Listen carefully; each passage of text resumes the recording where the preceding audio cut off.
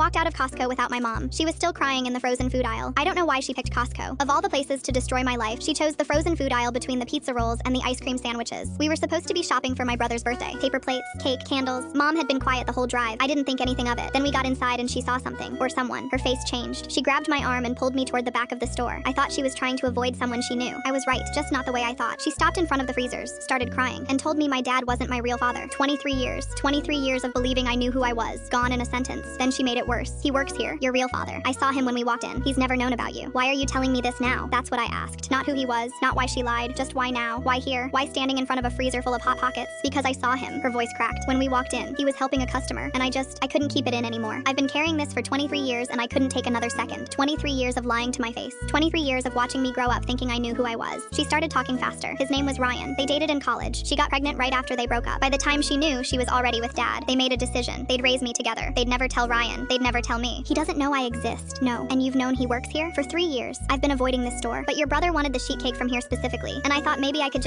She couldn't finish. I looked toward the front of the store. Electronics. He worked in electronics. What does he look like? He looks like you. That broke something in me. I started walking. Electronics was in the back corner. I walked toward it like my body knew where to go even if my brain didn't. And there he was, behind the counter, tall, dark hair, name tag that said RYAN. He was showing a teenager some headphones, smiling, patient. He looked like a nice guy. He looked like me. Same forehead, same eyebrows, same hands. I'd always wondered why my hands didn't look like anyone else's in my family. Now I knew. I stood at the end of the aisle, just watching. He finished with the customer and looked around the section. His eyes passed over me, then snapped back. He stared at me for a long moment. I saw something shift in his face. Not recognition exactly. More like a question. Like he was trying to solve a puzzle he didn't know he'd been given. For a second, I thought he was going to say something. For a second, I thought I was going to say something. Then a coworker called his name and the moment broke. He looked away, started walking toward the back. I stood there with my heart pounding so hard I could feel it in my ears. He knew. Maybe not consciously, but some part of him knew. I could see it in his face. I turned around and walked out of that store without looking back. Past my mother, still crying in frozen foods. Past the sample lady offering cheese cubes. Straight out into the parking lot. I sat in my car for 45 minutes before I could drive. I didn't tell dad. I'm not going to. 23 years of being my father doesn't disappear because of DNA. Mom and I don't really talk anymore. Not about this. Not about anything. I never went back to that Costco. I never messaged Ryan. But I think about him every time I catch my reflection. Same hands, same eyes. He doesn't know I exist. Somehow, that's the part that hurts the most.